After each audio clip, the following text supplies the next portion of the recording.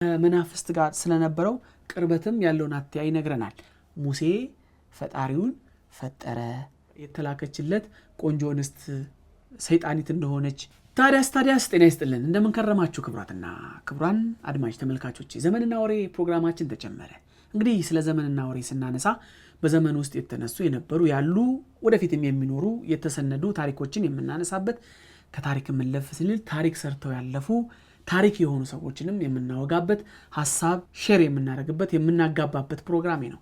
እንግዲህ በዛሬው ፕሮግራሜ ላነሳላችሁ ወደድኩት በርካታ መጽሐፍቶች ስለሱ ህይወትን ጨምሮ ሐሰሳ በሚል መጽሐፏ ላይ ያነሳችው እንደዚሁም ደግሞ ባራያሰብ ፕሮግራም ላይም በስፋት የተነሳው ሌሎችም መዛግብቶች ያወሩለት ሊቅ የነበረው ተዋናይ ዘጎንጂ ስለተሰኘው አሰላሳይ የቅኔ ሰው ይሆናል። አብራችሁን ትሆኑ ዘንድ በድጋሚ ጋብዛለሁ።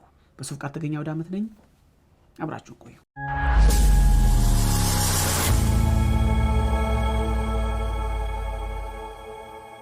እንግዲህ ስለ ተዋናይ ስናነሳ በቀደሙ ዘመን ስለነበሩ አሰላሳዮች ሐሳብ አፍላቂዎች ትኩረት ሰጥተው የሚያጠኑ ምሁራን እንደሚገልጹት እንደዛሬው መገናኛ ብዙሃን ባልተስፋፋበት ዘመን ባለቅኔዎች ሐሳባቸውን አስተላልፈው ታሪክ ሰንደው አስቀምጠዋል።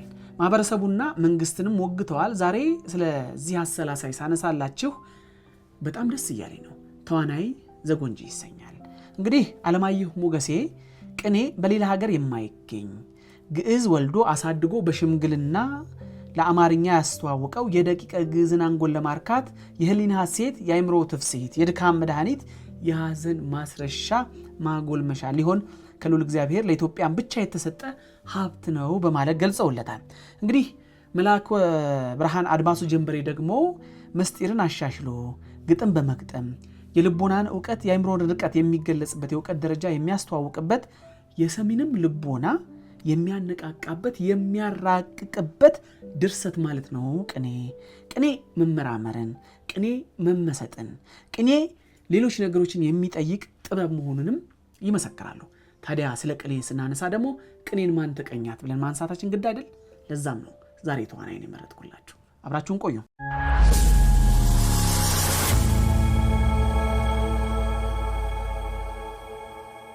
በኢትዮጵያ ውስጥ በባለቅኔነታቸው የሚታወቁ በተዋናይ ስም የሚጠሩ 3 ዕውቅ ሰዎች አሉ ይባላል። ከነዚህ ሰዎች ባለቅኔዎች ማውጋት ስለነባር የግዕዝ ባለቅኔዎችና ባለቅኔነት ይፈጠር ስለነበረው ባህል መረዳት ነው ብለን ስለምናምን ስለነሱ እናነሳለን። እነዚህም ተዋናይ ዘጎንጂ፣ ተዋናይ ዘዳለንታ፣ ተዋናይ በአፄ ባካፋ ዘመን ስለነበረው 3 ተዋናዮች ነበሩ ተብሎ ይታመናል። እኔ ግን የማነሳላችሁ ተዋናይ ዘጎንጂ ስለተባለው ነው። እንግዲህ የኖሩበት ዘመን በእርግጥም የትውልድ ስፍራቸው እነዚህ 3ቱም ይለያያል። ሆኖም በስምና ግብራቸው መመሳሰል የተነሳ እንግዲህ ስለ ታሪካቸው የሚናገሩ የአንዱን ቅኔ ሌላኛው ያንዱን ህይወት ሌላኛው ሲሰጡ ማየት የተለመደ እንደሆነ ይታወቃል። በስም መመሳሰልና በዘርፍም በሙያም አንድ ቦታ ላይ በመሆናቸው ማለት ነው። እንግዲህ ተዋናይ ዘጎንጂ ቅኔን ያመነጨ ተብሎ ምስጋና የሚቸረው ሰው ነው።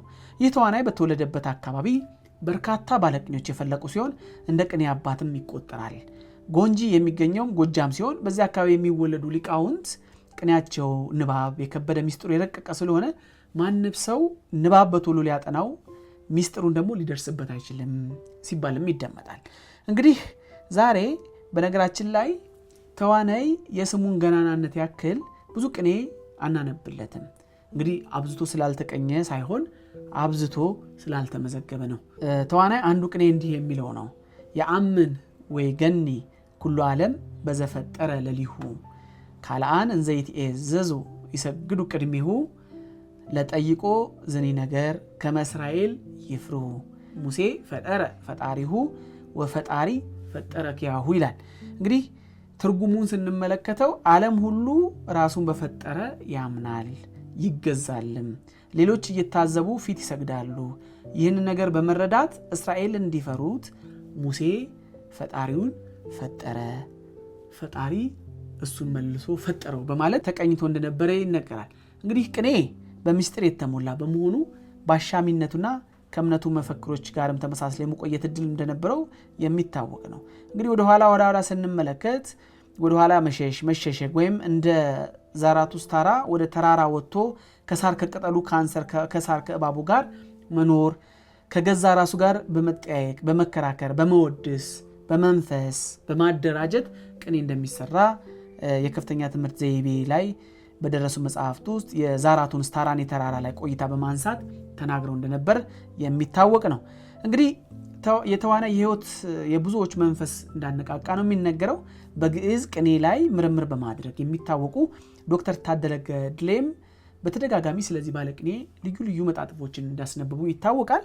እንግዲህ ደብረ ጥበብ ጎንጂ ቴዎድሮስ ገዳም ካፈራቻቸው ታላላቅ ሊቃውንት ውስጥ በመጀመሪያ ረድፍ የሚሰለፈው የጎንጂው አገባብ ቀማሪው የቅኔ ፈጣሪው ዕፀ ሕይወት በመንፈስ ቅዱስ ኃይል የተገለጸለት ፈላስፋው ተዋናይ ነው በማለት ምስክርነታቸውን ሰጥተውለታል። እንግዲህ እኚህ ተመራማሪ በአንድ ወቅት ተዋናይ የተወለደበት አካባቢም ድረስ ሄደው ስላጋጠማቸው ታሪኮች አጫውተው ነበረ። እንግዲህ ተዋናይ ለስራ ጉዳይ ወደ ቦታው ሄጄ በነበረበት ጊዜ የጎንጂ ደብረ ጥበብ ቅዱስ ቴዎድሮስ ገዳም ሰባኪ ጉባኤ ሰብሳቢና አስተዳዳሪ ቄስ መልካም በዚህ መጽሐፍ በሰጡኝ ማስረጃ መሰረት ይላሉ ተዋናይ የዚያ የጎንጂ ገዳም ተወላጅ እንደነበርና ከአርከለዲስና የሚባል ወንድምና አደይ የተባለች ታናሽ እህትም እንደነበራቸው ገልጸውልናል ማለት ነው። እንግዲህ ተዋናይ በተለይ በእመቤታችን ቅድስት ድንግል ማርያም ያምናትና ያከብራትም ስለነበረ ለእርሱ ብጽዓት በመግባት በየቀኑ ሙሉ ቤት ቅኔ ያደርስላት እንደነበረም ይነገራል። ከዕለታት አንድ ቀን ተዋናይ ደብረ ጥበብን ሊቃውንት ለመጋበዝ ፈለገና ድግስ አስደገሰ ይባላል። ጥበቡንም አስቀድሞ ለፍየል አበላትና ፍየሏን አሳረዳት።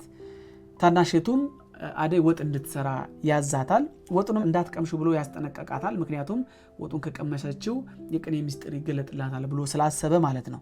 እህቷ አደይ ግን ወጡን እንዳትቀምሹ የተባለችው ማስጠንቀቂያ ወደ ጎን ትታ ወጡን በወጥ እንጨት ጠንቆል አድርጋ ቀመሰችው። ወዲያው ምስጢረ ጥበብ ምስጢረ ቅኔ ተገልጾላት ቆይቶ ተዋናይ ለጋባዦቹ ቦታ ለማዘጋጀት ወደ ቤቱ ሲገባ እህቷ አደይ በቅኔ ጥበብ ተሞልታ እንደቆየችው ይነገራል። እንደው በዛ ውስጥም ከተቀኘችው ቅኔ መካከል ብናነሳ ጌጤር እንበለ ጌጤር ለልብከ አልቦቱ ምስጢር ትለዋለች። ተዋናይም በጣም ተደንግጦ ለታናሽቱ ለአደይ እሱም ሸንቆጥ ሊያረጋት ስለፈለገ ትእዛዙን ስላፈረሰችው አደይ እንበለ አደይ ለገጽኪ አልቦቱ ላይ በማለት ወረፍ አድርጎታል። እንግዲህ ይህ ቅኔም ሲፈታ አደይ አልባ ይሆንሽ አደይ ለፊትሽ ደምግባት የለውም በማለት ነው የተናገራል። እንግዲህ ከላይ እንደተገለጸው ተዋናይ ቅኔ ያስተማረበት ጎጥ በጎንጂ ውስጥ የሚገኝ ሲሆን ጎጡ ከአግዳሚ ልዩ ቦታው ቡሃ ድንጋይ በመባልም እንደሚታወቅ ነው የሚነገረው። ተዋናይ በዚያው ቦታ ላይ በማስተማር ላይ ያለ ለዘላለም የሚያኖረውን ዕፀ ሕይወት የተባለችው መድኃኒት ከሚኖርበት ቤት ደጃፍ ላይ ስለቀበረ ሊገለው የተላከ ሞትን ሁሉ እንደመለሰ ነው የሚነገረው። በኋላ ከ10 ዓመት በኋላ ለ7 ዓመት ሞትን ካቆመ በኋላ ዮሐንስ አፈወርቅ መልአከ ሞትን ለ10 ዓመት ከበሩ ላይ እንዳቆመው ተዋናይም አልሞትም ብሎ ለ7 ዓመታት ከበሩ ላይ መልአከ ሞትን ገትሮታል ሲሉ ይደመጣል። ቅኔ እንግዲህ ከተቀኘ በኋላ በደጃፉ ላይ የተቀበረችውን ዕፀ ሕይወት ቆፍራችሁ አውጡ አለና ወገኖቹን ያዛል። ወገኖቹም የተቀበረውን ዕፀ ሕይወት አውጥተው ዞረው ቢመለከቱ ተዋናይ ለ7 ዓመት የተኛበት አልጋ ላይ እንደ መቃብር ቆጥሮት ሰውነቱ አፈር አመድ ሆኖ እንደተገኘ ታሪኩ ይናገራል። እንግዲህ ተዋናይ ለነገስታት ምክር በመስጠትም የሚታወቅ ሊቅ እንደነበር ነው የሚታወቀው። ንጉስ እስክንድር ሄዶ ነበር አሉ። ንጉሱም እንዴት አድርጌ ሀገር ልምራ ብሎ ቢጠይቀው ለመሆኑ ስንት አይን አለህ ብሎ ቢጠይቀው 2 አይኖች አሉኝ ሲለው ተዋናይም አንዱ አይንህን አሁን ያለህበትን ዘመን ይበት፣ በሁለተኛው አይንህ ግን ነገ የሚመጣውን ይበት በማለት ጠቃሚ ምክር ለንጉሱ መክሮ እንደነበር ነው የሚነገረው። ሌላው ደግሞ በተደጋጋሚ እንደሚባለው ቀደም ሲል እንደተገለጸው ተዋናይ ተብለው ይጠሩ የነበሩ ብዙ ሰዎች ቢኖሩም የቅኔ ሰው ነው ተዋናይ። የገጣሚያን ተዋናይ ሰዓሊያን፣ ተዋናይን ድምፃውያን ለአብነት ብናነሳ የቴዲ አፍሮ ዘፈን ቆንጸል አድርገን ማዳመጥ እንችላለን። የነ ተዋናይ የነ ፋሲለደስ የነ ተዋናይ ብሎ የዘፈነውን እሱ ማዳመጥ እንችላለን። ሌላው ስለ ተዋናይ ሌሎች ጸሐፍቶችስ ምን አሉ ብለን ብናነሳ ተዋናይ ጎጃም ሰው እንደነበረ፣ የትውልድ ዘመኑም ወደ 16ኛው ክፍለ ዘመን ይወስድ እንደነበረ፣ በ15ኛው መቶ ክፍለ ዘመን መጨረሻ በአጼ እስክንድር ዘመነ መንግስት ከ1470 እስከ 1487 አካባቢ እንደነበረና ለህይወቱም ዝርዝር መረጃ ማግኘት ባይቻልም አንዳንድ ጸሐፍት ህይወቱን ሲመረምሩ ቅኔዎቹን ሲተነትኑ ሲተረጉሙም እንደሚታይ እሙን ነው። እንግዲህ ጥበባቸው የገለጸ በታሪክ የታነጹ በሚል ርዕስ መጽሐፍ የጻፉ ብዙ ወርቅ መሸሻ እንደጻፉት ጠቢቡ ሊቁ ተዋናይ እንደሚናገረው በሚል ስር ከሊቆቹ ውስጥ ታሪኩ ገነን ተደርጎ ከሚነገርለት ውስጥ ሊቀ ጠበብት ተዋናይ ከብዙዎቹ ፈላስፎች መካከል ቀዳሚው እንደሆነ ያነሳሉ። እንግዲህ ሰለሞን አበበ ቸኮል ደግሞ በጣም ካይነሱት አስገራሚ አንድ ነገር ላንሳላችሁና ላገባድ። በአንድ መጣጥፉ እንደተረከው ተዋናይ ከመናፍስት ጋር ስለነበረው ቅርበትም ያለውን አትያይ ይነግረናል። የቆሎ ተማሪው ተዋናይ ለምግብ ማብሰያ የሚሆን እንጨት ለቀማ ወደ ቆላ ይወርዳል። እንግዲህ የሰበረውን አንድ ቦታ አስቀምጦ ሌላ ምቶ እየደራረበ እንጨት ሲለቃቀም እንደዛ እያደረገ ሰብስቦ ከነበረው ተሰውሮ አንዲት ለየት ያለች እንጨት ይመለከታል። እንግዲህ ግራ በሚጋባና ቦታውን ስቶ እንደሆነ በማሰብ ያቺ ለብቻ ተነጥላ የተቀመጠችውን እንጨት መልሶ ከሰበሰባቸው እንጨት ጋር ይቀላቀላል። አሁንም ሌላ እንጨት ለመልቀም ሲሄድ ያቺ እንጨት ለብቻው ተንከባላ ትለያለች ከብዙሃኑ። አሁንም ተመልሶ ሲያይ ግራ በመጋባት ምንድነው የሆነው እቺ እንጨት ተፈንጥራ ስለምን ቆመች ብሎ ክቡ ብሎ ደርቆ ይቀራል። ተረጋግቶ ሲያበቃ ቀስ ብሎ ጎትቶ ወደ ሌሎች እንጨት ይቀላቅላታል። አሁንም እንጨቷ ቀስ ብላ ፈቀቅ ብላ ትለያለች። ጉድሽ ያለው ይልና ሊሰባብራት ብድግ ሲያደርጋት ከየት እንደመጣ የማትታወቅ አካል አጠገቡ ላይ ብቅ እንዳለች ይናገራል ሊቅ።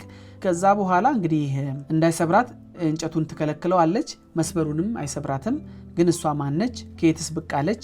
ካለማጋነን የተላከችለት ቆንጆ እንስት ሰይጣኒት እንደሆነች ይገልጻሉ። እንግዲህ ሃይማኖቱ ይህን የመሰለ ነገር እንደማይፈቅድ ይታወቃል። ነገሩን መመርመር ተጀመረ። እንግዲህ የልጅቷ ውበት አቀራረቧ ምንም ይሁን ምን ልቡ ሸፈተባት። ልም ባለው ጫካ ውስጥ ገብተው ከዚች ልጃገረድ ውቢት ጋር የማይሆኑ ነገሮችን ሲያሳልፍ እንደከረመና በዛ መናፍስት ዓለም ውስጥ ራሱን ከቶ ለብዙ ጊዜያት ቆይቶ እንደነበረ ተገልጿል። እንግዲህ እሷ ሳታውቅ በኋላ ላይ በድብቅ የእሷን አይነት ማጥፊያ ዘዴ ተምሮ ሊቅ ሆኖ ከዚያም ከሷ ተገላግሎ እንዳሻው ከዛ እንዳመለጣት ነው ታሪክ የሚናገረው። በመጨረሻም ትምህርቱን ሲጨርስ ወደ ምድሩ ተመለሰ። ከሱ በላይ የሚደርስ ትምህርት የነበረው አንድም ሰው እንዳልነበረ መረጃዎች ይጠቁማሉ። እሱ በዘረጋው ጉባኤ ከሚማሩ የቆሎ ተማሪዎች ለጥቂቶቹ ባለማጋነን ከቀሰሙት ጥቂቱን እንዳስተማራቸው ሁሉ ተገልጿል። ቀደም ሲል እንደገለጽ ነው ተዋናይ የቅኔም ሰው ነበረ። ከቅኔዎቹ መካከል ጥቂቶቹ ከግዕዝ ወደ አማርኛ በመመለስ የሚታወቀው ኤፍሬም ስዩም ስለ ስራዎቹና ስራዎቹን መነሻ በማድረግ የተቀኛቸው በርከት ያሉ የቅኔ መጽሐፍቶች አሉት። እንግዲህ ከቻላችሁ አንብቡት። ስለተከታተላችሁኝ በጣም አመሰግናለሁ። እንግዲህ ተዋናይን በወፍ በረር ቅኔ እንዲህ ተመልክተነዋል። ከወደዳችሁት ላይክ፣ እንደዚሁ ደግሞ ጥያቄ ካላችሁ ኮሜንት፣ እንዲሁ ደግሞ ሌሎች እንዲጋሩ ከፈለጋችሁ ደግሞ ሼር በማድረግ እንዲሁም ሰብስክራይብ በማድረግ እንድትወዳጁን ጠይቃለሁ። በሱ ፍቃድ ተገኘ ወደ አመት ነኝ። ቸር ቆዩን።